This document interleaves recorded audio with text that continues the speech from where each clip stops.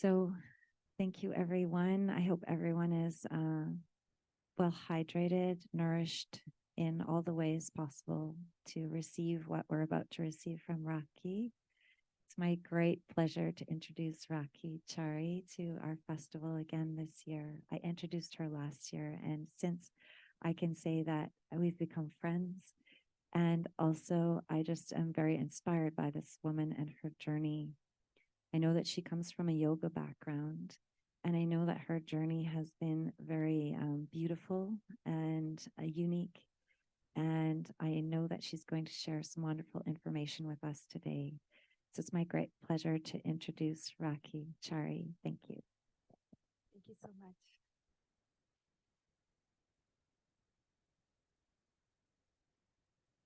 Thank you so much for having me here. Is it okay, the volume? Yeah. Okay. Louder? Do I speak louder or are you going to make it louder? No, I lift this up a little. Okay. Is that better? No? Right in my face? Yeah? Can everyone hear me? All right, great. Well, I wanted to.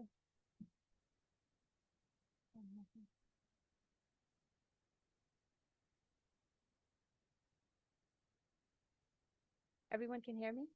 Yes, great. Okay. I wanted to, I'm completely honored to be here, and I want to thank Nicholas and Rafa, Rafaela, and Morgan, and all the technical people behind the scenes that do such hard work, and also our interpreters. And I'm grateful to be here speaking to all of you wonderful people. It brings joy to my heart to be here to talk to you.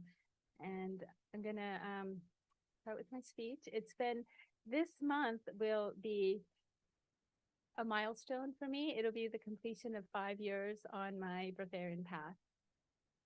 And during this time, I have chosen not to have any solid food. And I want to share what I have learned and the transformational growth this lifestyle has brought me. There are 5 things that I would like to share with everyone. So let's start from the beginning. When I went on my first Breatharian retreat almost 5 years ago, I had no idea how it was going to change my life. The thought of going 3.5 days without food or water at the time seemed horrifying. I remember my son telling me, "Mommy, if you get thirsty, just drink some water." A part of me was scared, and I thought I was going to die. It turns out that my physical body was just fine, but something did die. It was my old beliefs that had passed. The old beliefs that humans cannot survive without food or water for 3.5 days.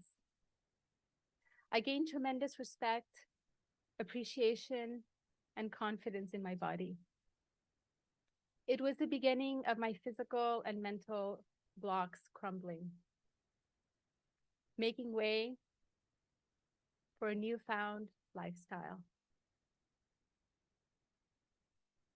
As I continued on this path, it was not long before I became skin and bones, where I was horrified of looking at myself. I could not recognize myself. But then the weight stabilized, and I started working out and gaining my muscle back. As I continued on this path, I continued to detox my body. I used to have tremendous aches and pains in my knee, but that all went away. And I started running for the first time. I even participated in a couple of 10K runs. I came in 4th place on my first run. I worked my way up to doing a half marathon. In the past, this would have been something that I would never have even imagined in my wildest imagination.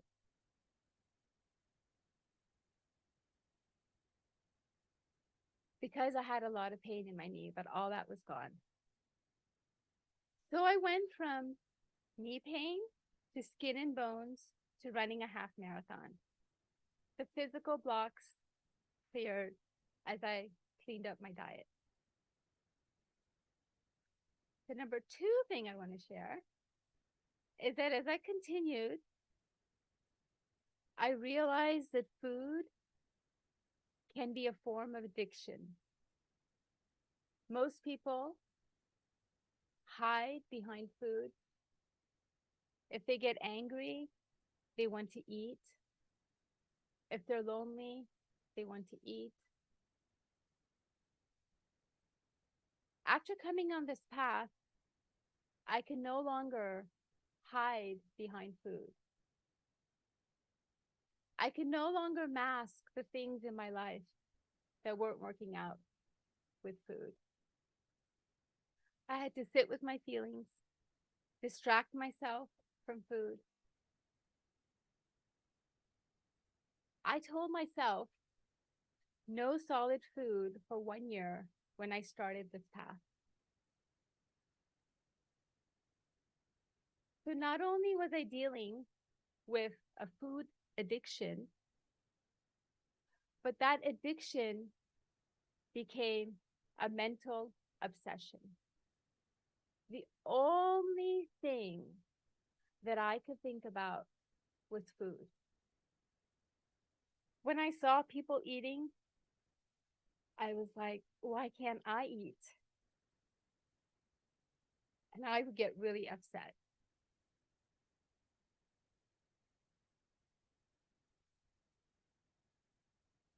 When you're told that you can't have something, then you want it even more, especially food. All I was doing was thinking about food. Had it been another obsession, I could have used food to mask it. So how did I deal with my addiction and mental obsession with food? So I want to share 6 things that I did to help me deal with this. The number one thing that I did, or that I continued to do, was meditation and yoga. I did a variety of meditations. However, one of the meditations involved visualizing the energy coming into my body. This was all the prana coming into my body and nourishing me. And I told myself that I was taken care of. The number 2 thing that I did was I used chlorine dioxide, also known as MMS, if you guys don't know what it is. It has been a life changer. I found out about this in 2010, and I was using it since 2010. And this had made my transition from my regular life into the pranic life a lot easier, because it took care of a lot of the detoxing you go through when you come on this path.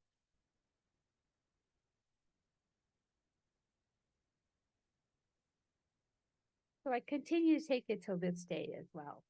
It helps in detoxing. It gets rid of heavy metals in your body. It gets rid of parasites.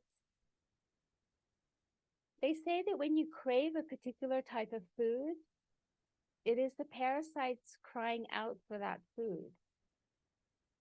Your parasites are, in a way, controlling what you crave. When I took MMS regularly, the cravings came down. And if you want to know more about it, there is some stuff online about this. But be careful because anything good for you, they'll find a way to demonize it. So, the number 3 thing that I did, I call it air feasting,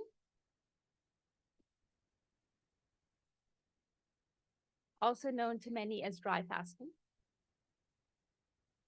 I did air feasting. The reason why I like to call it air feasting is because it's abundance. Fasting is lack. So I wanted to be in abundance. So it's air feasting, feasting on air. And if you notice that the morning air is different and the afternoon air is different and the evening air is different, so you get a variety of air from morning to evening.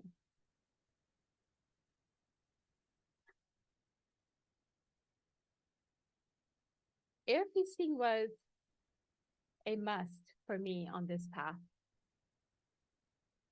It is what kept me on this path. So number 4 thing that I did was I surrounded myself with all things breatharian. I immersed myself in videos and books. It's almost like I had to brainwash myself that I could do this and it was possible. Because the outside world thought I had lost my mind and I was going crazy. So the only way for me to keep my sanity to continue on this path was to immerse myself in all things breatharian. So number 5 that I did to keep me on this path was I knew that I was in this for the long run. This was going to become my lifestyle. And I needed to get more grounded to continue on this path. What better thing to ground you than ground nuts, also known as peanut? I cannot eat them solid, so I ground the ground nut and made it into peanut butter. If anyone has made peanut butter at home, you know that peanut butter turns into liquid. So during my travels, I was going through my travels and a TSA agent pulled me over and he removed my peanut butter from my bag. And he said this was liquid. Normally, I would be so upset, but it just made my day because he confirmed that peanut butter is liquid. So I began to realize that it's all about evolution and not revolution. I had to evolve into a pranic state, not fight myself into a pranic state. And as I kept plowing away, my vibrations changed, and so did what food that I resonated with changed. I continued to not have solid food, and I slowly changed myself, changed my vibration, changed my frequency. I was not attracted to the same foods that I was drawn to earlier. So I'll give you guys an example. A year into this path, I remember I went to Thailand. Now, Thai food is was my absolute favorite food in this whole wide world. So I was so excited about going to Thailand because I know they have tom yum soup and tom kha soup. And I was like, okay, I can have the liquids they have there. And so I enjoyed all of the stuff that they had there in Thailand.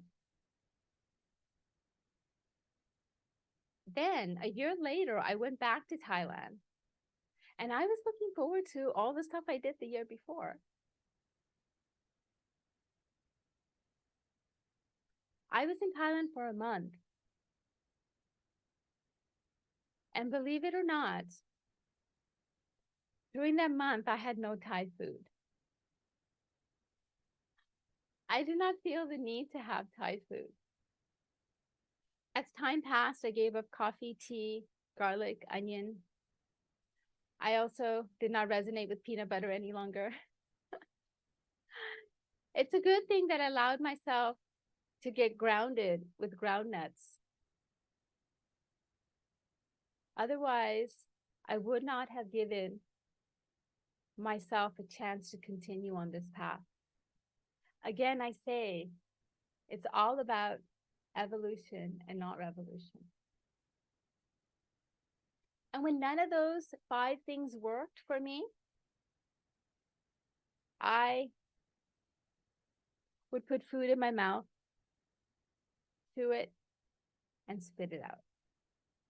So those are 6 things I did to help me stay on this path and deal with my addiction and my obsession that I had with food. Being on this path is like telling an alcoholic that you can only have 1 drink a day. They'll not be able to do that. You have to go to the underlying issue of what caused this person to become an alcoholic. Even if they give up alcohol, they'll find another addiction. Apparently, they have a term for this. It's called dry drunk.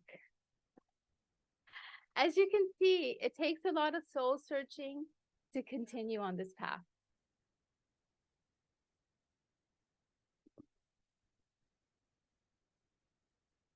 Okay, number 3, you guys can still hear me. The third thing I want to share with you guys is I went on a 7-day dry fasting retreat about 2 years into my Breatharian journey. And again, I was very anxious about going. Some part of me did not know if I was going to make it back alive. Not only did I make it back alive, but a big block in me got cleared and I became more alive. Not only, in essence, I gained food freedom. Let me explain what that means, food freedom. For example, let me explain. Because of the way I was raised, I did not want to step foot into the kitchen. Therefore, I would always get out of, never go into the kitchen, never cook, always went out to eat, ate processed food. This was before my Breatharian journey. So I had an issue with the kitchen and cooking and all that.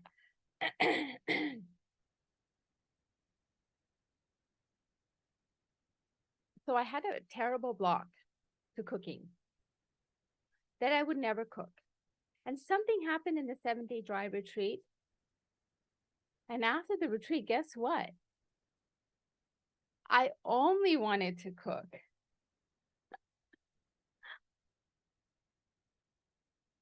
I went to a friend's house for a couple of weeks after my dry fasting retreat, and all I kept doing while there was cooking for the entire family. It just gave me so much joy. I found myself looking up recipes and planning the menu. I was on a roll, absolutely enjoying myself. My friend, who had known me for years, was shocked. He's like, "What have you been doing? Have you been taking cooking classes?" He did not know that I went on the retreat. But he did know that I had a block and could not understand what was happening. The irony of the story is that when I was an eating person, I would not cook. Now that I don't eat, I love to cook. I cook for friends and family all the time. This is an example of a mental block being cleared as I stayed on the Pranic Breatharian path. It's funny, after my first Breatharian retreat, I felt so bad for people that had to go back home and cook for their families. I told myself if I had to go home and cook and surround myself with food, I wouldn't be able to sustain this path. I basically avoided food at all costs. That was initially. I would not want to be around people that were eating because a part of me felt deprived. As time passed, I gained food freedom, freedom from anxiety of cooking, freedom from the fear of being around people eating, freedom from most things related to food. Number 5 thing I wanted to share is that less than a year ago, I started urine therapy. Of course, I had found out about a urine therapy right into my path, but for some reason, I was so grossed out about the whole thing that I was like, oh no, I'm not going to do that. But I started urine therapy on November 11, 2022, less than a year ago. Urine therapy, I have learned, is your body's own personal medicine tailored to you. It rebalances you in a way that you need. It is hydrating, it is satiating, it is structured water. It kills parasites in your body. Urine is a hunger suppressant. It has vitamins and minerals. So let me give you an example of how urine therapy has helped me. One day I was sitting outside in the backyard and it was pollen season. There was pollen everywhere. And it was almost like snowing pollen. And I was sitting outside and I thought, I'm doing okay. But then before long, I started sneezing and my nose started running. My eyes were itchy. So then I went inside and I had a little bit of my urine. And a few minutes later, it was like it was all gone, like I didn't even have allergies. So that's an example of urine being your perfect medicine.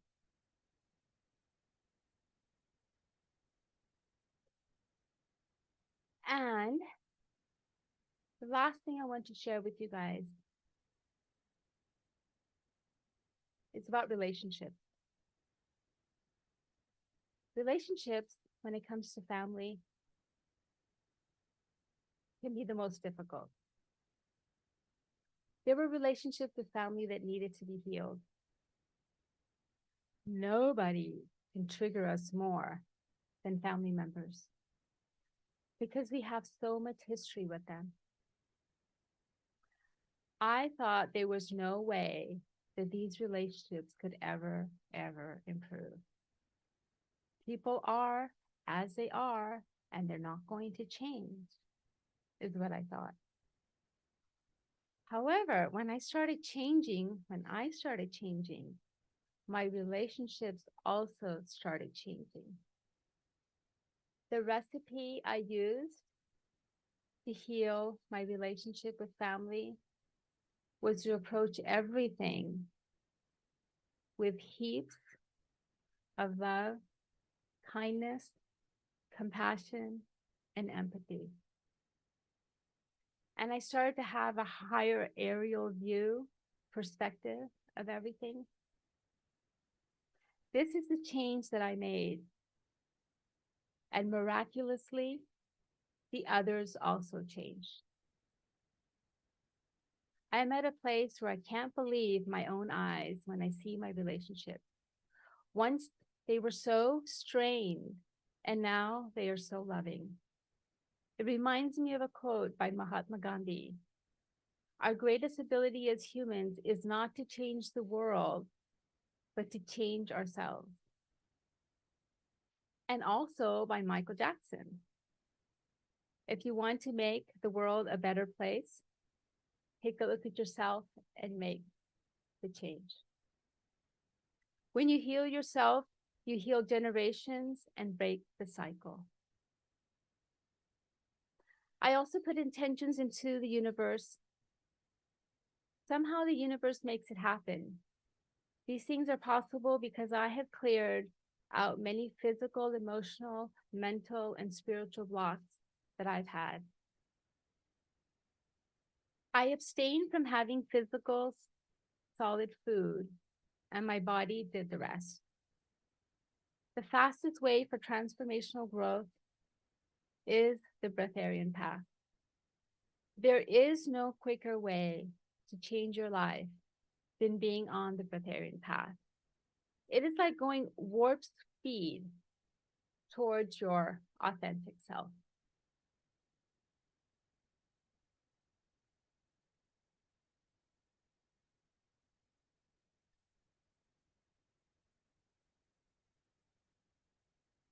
The Breatharian path has been a transformative journey of self-discovery,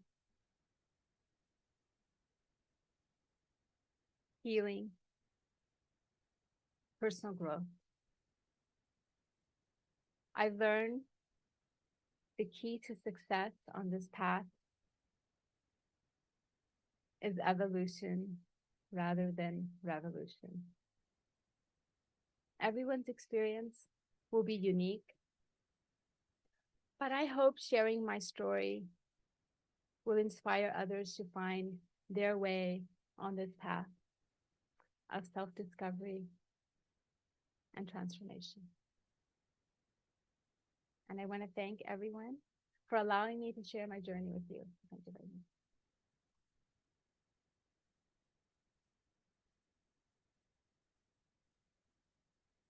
Thank you so much, Rakhi, for this beautiful and inspiring talk, for sharing your journey so openly. And I want to know if there's any questions from the audience here. Thank you, Rakhi, for sharing. And my question is, what was the main motivation for you to do this, to be still on this way? The question, you're saying, what was the reason why I wanted to be on the Breatharian path? I have always been, I thought, very health conscious and wanted to always, eat healthy and be health conscious, even though I would eat out and stuff, but I always wanted to be health conscious, and I just saw, that our food was like, GMO and there's like so many things like pesticides in our food and all that. And then I heard a speech of people living this lifestyle. And I thought, wouldn't it be nice to live without food? And so that's what started. I saw a video and I was just hooked after that. Yeah. Thank you. Thank you, Rakhi. There's more questions, of course. So let's just take a few more from the audience. And I want to say that there was a comment online saying, thank you so much. That inspired me a great deal.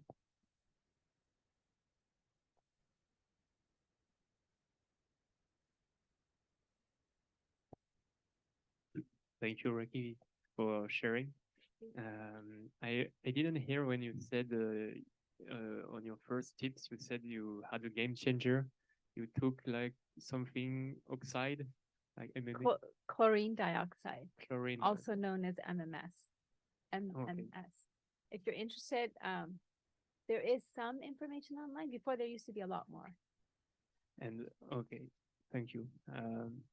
And also, I wanted you to share a bit more about why doing 1 day a week air feasting was also a game changer for you.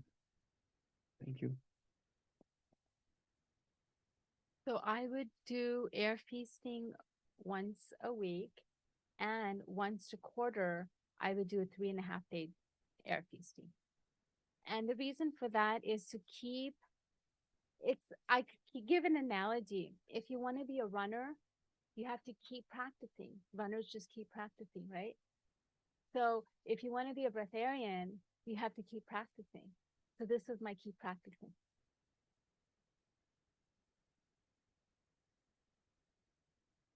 We have another question here, and then I'll come to the one over there. Hey, Rakhi, thank you. I wanted to ask you how your other relationships changed, and if you like changed your friend circle also, or if it stayed with you, how did your relationship change?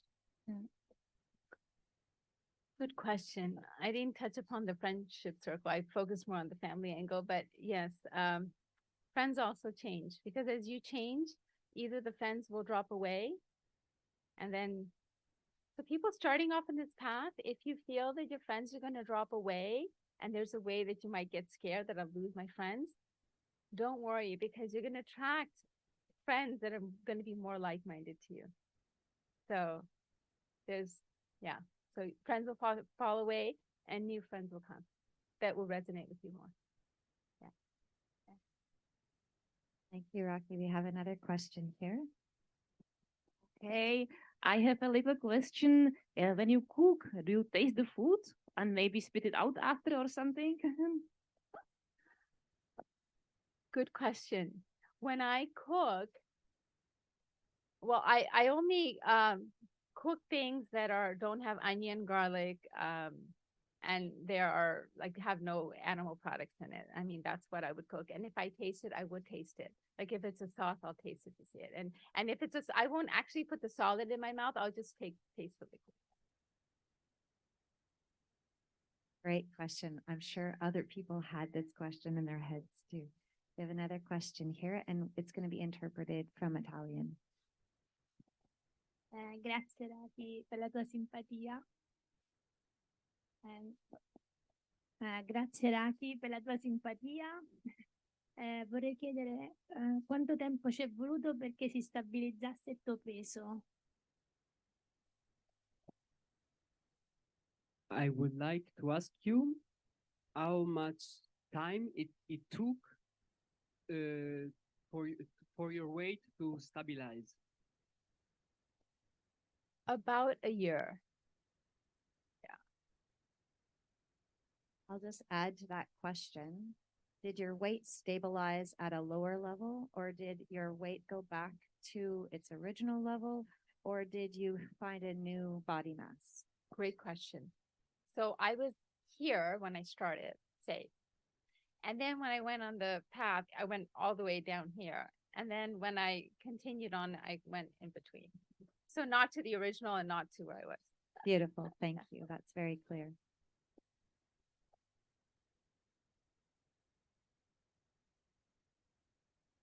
And another question here.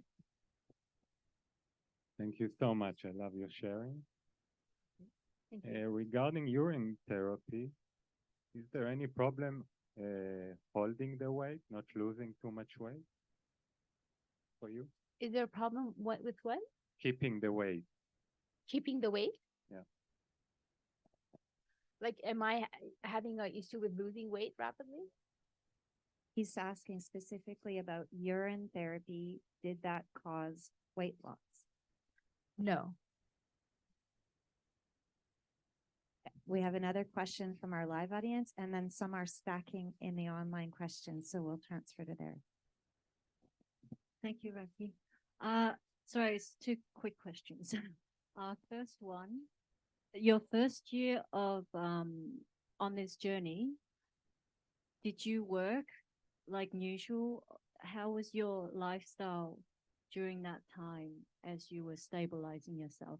Second question, when you were trying to stabilize your weight, how did you feel energetically?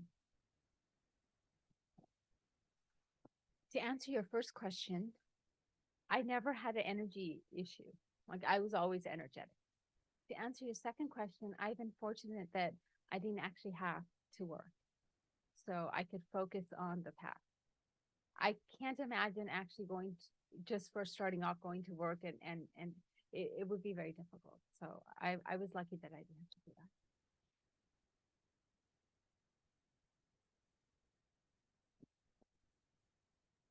So a question from our online audience. One would like to know, can you tell us how your sleep quality changed on your Breatharian path? Before my Breatharian path, I used to have a lot of insomnia, like I couldn't sleep. And then when I started on my breatharian path, I didn't have insomnia, but I would sleep very little. It's almost like I had insomnia, but I was getting enough sleep. So I I sleep between 4 to 6 hours. 6 hours would be the outer edge, but I can survive like on 3 hours, so it varies. And it's when I'm on my own, like I can get up and do things, but it becomes a problem when you're like, like traveling and you're sharing a room, then you feel like I'm up at 3 in the morning. Now what do I do? Yeah. Great. Thank you, Rakhi. So another online question is, what liquids are you consuming? Is it juice, fruit juices, vegetable juices, water? What are you drinking? Well, I'm having water. I'm having urine. I'm having sometimes juices and nut milk mainly. And of course, when I visit my mom, she wants to make all kinds of soups for me because she just can't understand what I'm doing. So, I have a feeling that the mother archetype is going to shift on the planet with this consciousness. Sorry, that's my little input. So there's another question online, and then we'll go back if there's other questions from our audience here. Someone wants to know if your sport is better now with no food, or was it better before? if my sport, Yeah, your activity, you were talking about running. definitely better now.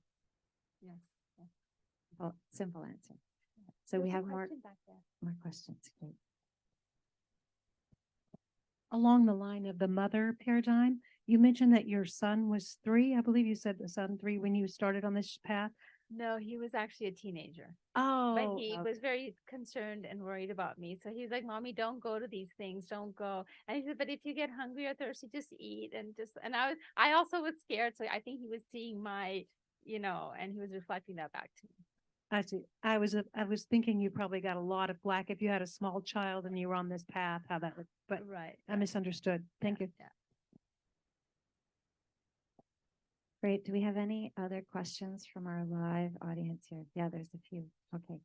So we'll go an arc like this. Thank you for the talk. You had this statement that the pranic path is the fastest path to transformation. Is this correct? And I find this statement to be quite strong.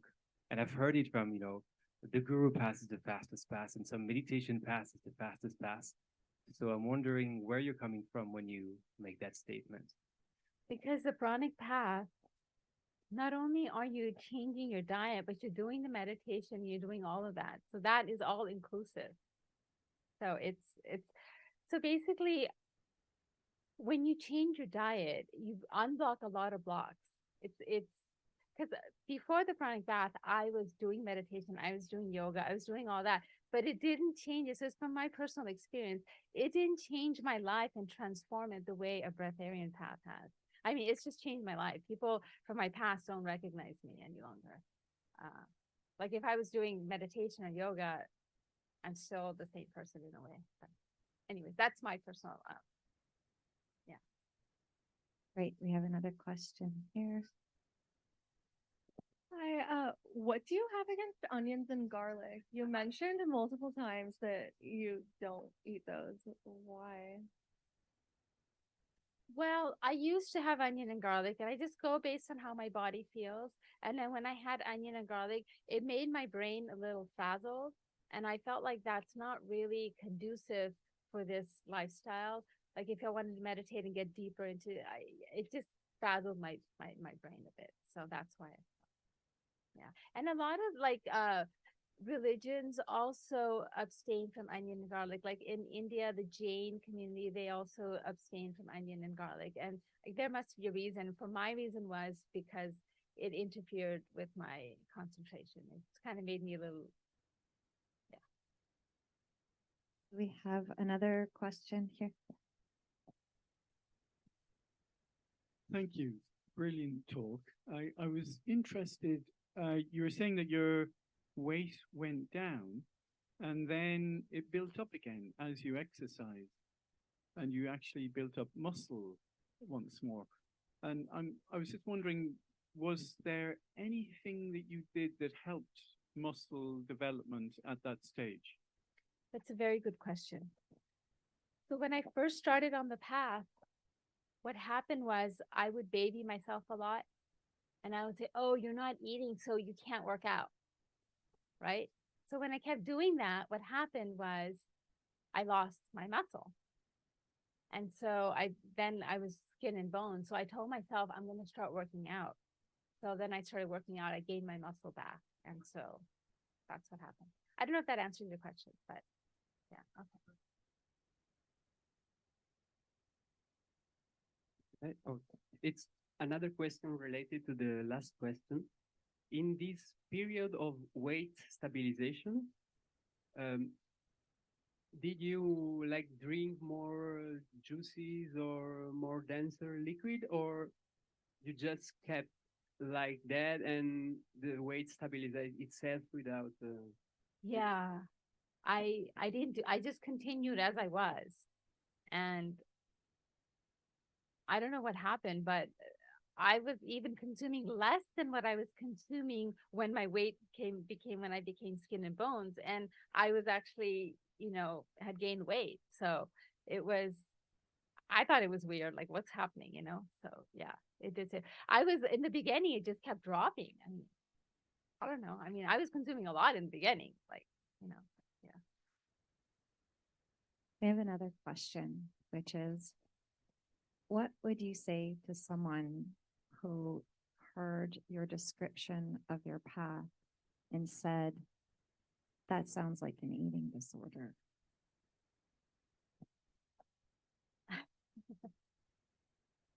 Throwing out the big questions here. That's a great question. What would your response be? The response would be that an eating disorder would be that you're depriving your body of the nutrients, like an anorexic would be depriving themselves of it. But I am not depriving myself of it. I'm actually, being nourished by prana, or I'm being nourished by the little physical stuff that I do have. So I'm not in lack. I'm in abundance all the time. So, yeah. Beautiful. Thank you so much. It's a beautiful answer. Do we have any more questions from our live audience for our last few minutes here? Yeah.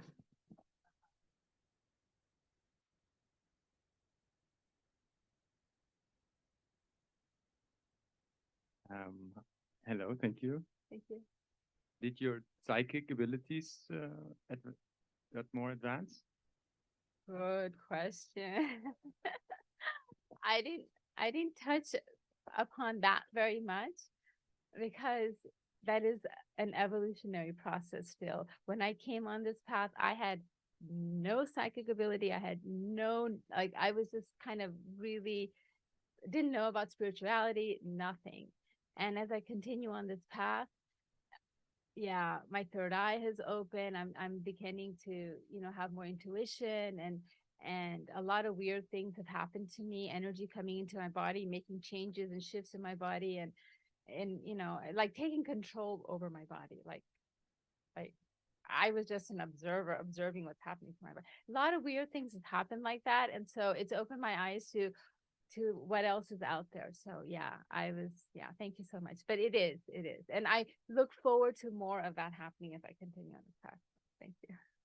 Thank you. I would encourage those of you who are curious about that question to watch her video from last year.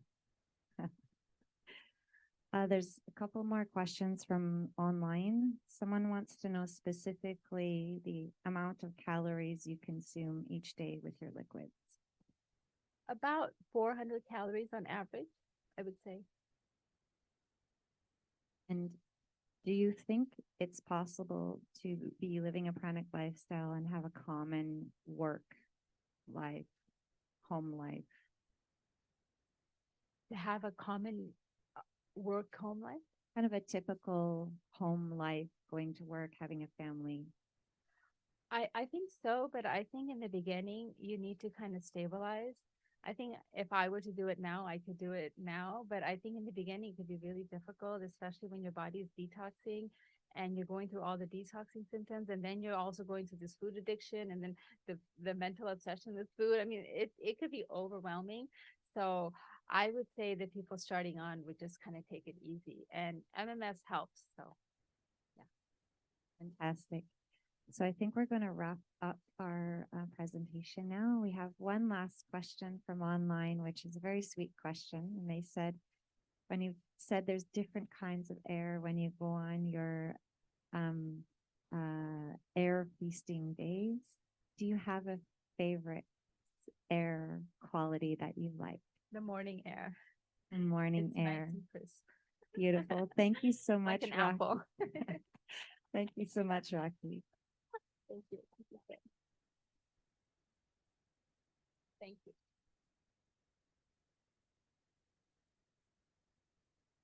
So thank you everyone for enjoying the presentation.